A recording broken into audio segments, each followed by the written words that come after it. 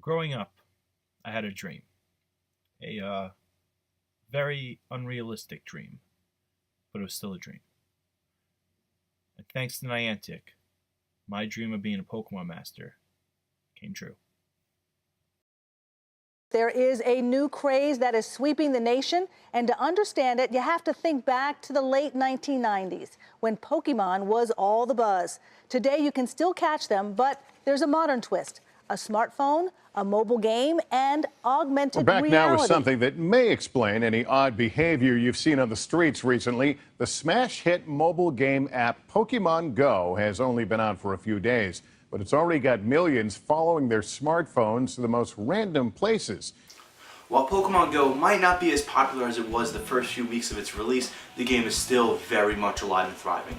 The game has had constant updates, with so much is new that if you were to turn the game on, if you haven't played since the beginning, you might not recognize it. So with this, here's 50 things that have changed since the release of Pokemon Go. Perhaps one of the biggest updates to Pokemon Go since its release has been raids. What a raid is a raid will take over a gym for a certain amount of time. A raid egg will appear on top of a gym. It'll be there for an hour, giving you a timer. Once the egg hatches, the raid boss Pokemon will be revealed, and you'll have 45 minutes to take out the raid boss. You go in there with a group of up to 20 people, and you all work together to take out the boss. There are 5 different types of raids, but first we're going to talk about regular raids, which are raids 1 through 4. There are tier levels. Tiers 1 and 2 are typically able to be soloed. 3 depends on your trainer level, and tier 4 normally you need a group of people. This is where it gets fun, and normally every area has a local group that does raids, so you get to meet them and hang out. And the best is once you take out the raid boss, you have a chance to catch it. Next is legendary raids, where, just like the name gives you the idea, you get to take out the legendary Pokemon. Now, legendary Pokemon are finally added to Pokemon Go, and you get to take them out by doing a legendary raid, a tier 5. Once you take out the raid, you get a chance to catch the legendary Pokemon, and well, it's what we've been waiting for a while, right? Shiny Pokemon have finally been added to Pokemon Go, and just like in the core series games, they're extremely rare, and the only difference is their color palette, making them doesn't give anyone an edge on having a shiny Pokemon, but just really cool to collect and brag to your friends. Now there's a new tracker. Instead of the 3-step tracker that came out when the game first came out, now if you click on your nearby system, it'll show you what Pokestop the Pokemon is nearby if it's near a Pokestop. You'll notice there's a whole new gym system when you go to take out a gym. Instead of the normal gym system where it had up to 10 Pokemon, now only holds 6. So instead of me trying to explain it, maybe it's best to just go take out a gym, but it's definitely a good improvement. There's a new limited edition item called the Super Incubator. Now it's limited edition because it's not available in the shop at all times, but it's available in a lot of boxes you get from events, or sometimes it's just available in the shop for 200 coins. What a Super Incubator does is, just like a regular incubator, it'll incubate your eggs, but it makes the distance 2/3 instead of full. So 5-kilometer eggs go to 3.3, 10-kilometer eggs go to 6.7, and 2-kilometer eggs go to 1.3. There's another item, same as a Super Incubator, where it's not always available. It's called a Star Piece. And what a Star Piece does is it gives you 0.5 more Stardust with anything you do. So if you catch a Pokemon, instead of getting base Stardust of 100, you will get 150 Stardust. There's finally a way to get Mewtwo in this game with EX raids. Now with EX raids, certain gyms are EX raids eligible, where they can become an EX raid, and you get a pass. You get a special pass sent to your account by doing a raid at said gym, and if that raid becomes an EX raid, you will get an invitation to do the raid, which will be Mewtwo. You get more candy and dust for catching higher evolved Pokemon. So instead of always getting 3 candy and 100 dust like it was in the beginning, when you catch a secondary evolution, you get 300 dust and 5 candy, and when you catch a 3rd stage evolution like Charizard, Blastoise, and Venusaur, you get 500 dust and 10 candy. Gen 2 Pokemon were finally added to the game, so Pokemon found in the Gold and Silver games from the Johto region can now be found in Pokemon Go. There's now something called the Buddy Pokemon, where you walk with your buddy, and after a certain amount of kilometers, you get a candy from walking with the buddy, so it's a nice way to earn candy for certain Pokemon that you don't find too often in the wild. Rare candies are now in the game. You mostly get them from doing raids, and what happens with a rare candy is just like in the games where you use the powerful Pokemon, what you can do is a rare candy can be turned into a candy from any kind of Pokemon you want. There's a new kind of berry called the Nana Berry, where the Nana Berry is mostly useless, but it helps you keep certain Pokemon that move around a lot to keep still. One of the biggest issues with the game when it first came out was that it always crashed. Well, now it's very, very, very, very, very, very, very, very, very rare that the game crashes or you're unable to sign in. The game has been so smooth. There's now weather in the game. So weather now affects the Pokemon spawns. Certain Pokemon that are weather boosted, each weather brings a certain boost to certain different types. So Pokemon that are weather boosted can now spawn at higher levels. You get more Stardust from catching them, and they have a higher chance of being higher IV. There's now something called Field Research. Now, Field Research you get by spinning a Pokestop, and once you spin that Pokestop, it will give you a certain task. When you do that task, you will get a certain reward, which it shows you. It can be anything from an item to a Pokemon encounter. Doing the research is, once you complete one per day, you get a stamp. You get 1 stamp per day, and when you get 7 stamps, you unlock a research box. And the research box will include the legendary Pokemon of that month. So it's a great way to catch legendaries that you missed, or any ones that you just want more candy for, because Pokemon that you encounter from a research task have a 0% flea rate. They may be really hard to catch, and may take you many balls, but you don't have to worry about it running away.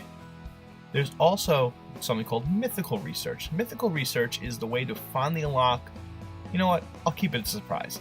It's out there on the internet if you really want to know, but I don't want to be the one ruining it for you. When searching through your Pokemon, there's a lot more search functions. So now you can type in shiny Pokemon if you want to search for shinies. If you want to search for a certain move, if you want to search for Pokemon that are able to evolve, there's a lot more search functions that make it just more smooth looking for certain Pokemon. They increased the max bag storage for items now to 2,000, and it's awesome. They increased the amount of storage for Pokemon up to 1,500, so now you can store up to 1,500 Pokemon. There's a new feature called Battle Party, where you can set set up teams to battle in gyms or raids, so you can make preamp teams that you choose beforehand, and then once you want to do a raid, you can just swipe over and use that team, and it's ready to go. Appraising is one of the things on this list that if you played a little bit past, when the game first came out, you'll probably know what appraising is, but that's not what this video is. This video is about everything that changed since the day the game came out. So, what appraising is a way to check IVs. So each team has a different way of appraising, but you go down, you hit appraise, and it'll tell you basically what the general range of IVs are for your Pokemon. There's another new berry called the Peanut Berry. The Peanut Berry is one of the most useful tools in this game because it doubles the amount of candy you get if you catch that Pokemon with that berry on. So if you catch a standard Pokemon, it goes 3 to 6 berries. If you catch a second stage evolution, it goes 5 to 10. And if you catch a third stage evolution, you get 20 candies with a Peanut Berry. There's another new berry called the Golden Raspberry. Now the Golden Raspberry, it works just like the regular raspberry, but just much better, and you only get it from raids. So the Golden Raspberry is definitely something you want to keep in your inventory just in case you run into some really cool Pokemon. There's a new item called TMs. Now if you're familiar with TMs from the core games, they work very similar.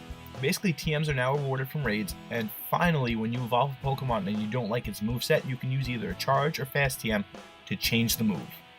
There are now daily missions in Pokemon Go just by catching and spinning Pokestops. So you get a daily streak for catching a Pokemon and spinning a Pokestop, and on the 7th day you get more items and more experience and more Stardust and more experience for catching and spinning, so it's definitely worth it to play every single day.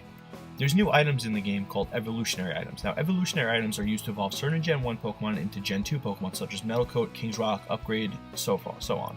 So these items are extremely rare to get from a Pokestop, but luckily enough, on your 7-day streak, they are given to you for free. You can now finally do a mass transfer of Pokemon, so no more going one by one to transfer certain Pokemon you don't want. Now you can just hold it down and select multiple Pokemon at once to transfer them all at once to make it so much easier.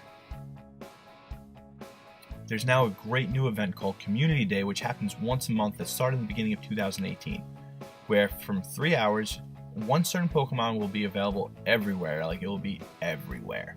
And their shiny form will be added to the game, and evolving them will give them a special move that's only available for that 3-hour window to make it really fun.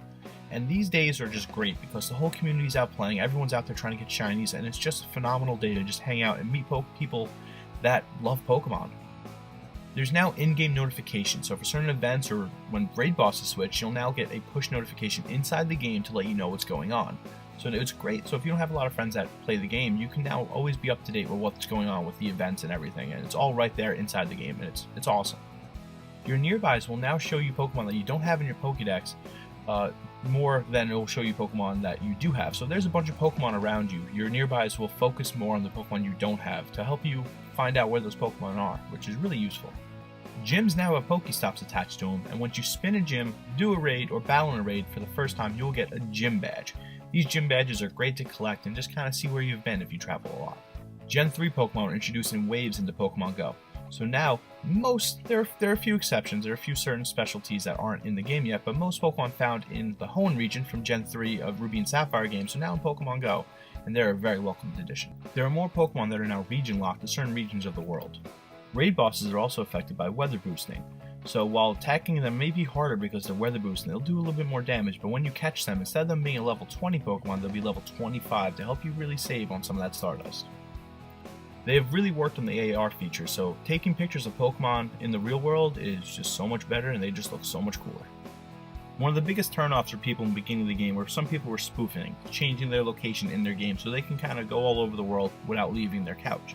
Niantic has really taken a stand against spoofers, and a lot of them have been getting something called a soft ban or a shadow ban, so they really are looking into stopping spoofing. Spawns now normally last 30 minutes. In the beginning of the game, a Pokemon would spawn and normally there for about 15 minutes. They now typically last for around 30 minutes.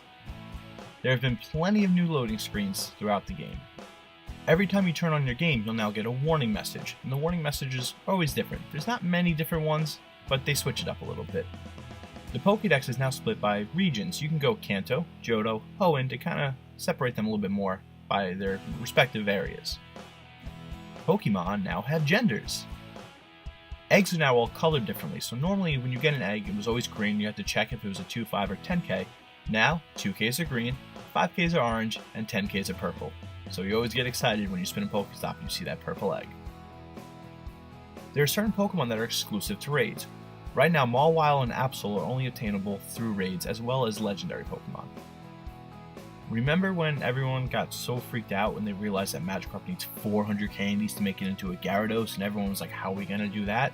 Well, there are now 2 more Pokemon that need 400 candies to evolve, Wailmer and Swablu.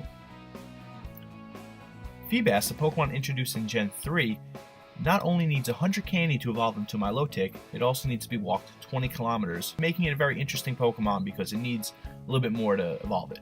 They recently added Alolan Pokemons into the game. As of right now, by the time I'm recording this, Alolan Exeggutor is the only Alolan form in the game, but they did make an announcement that Alolan forms are all coming very soon.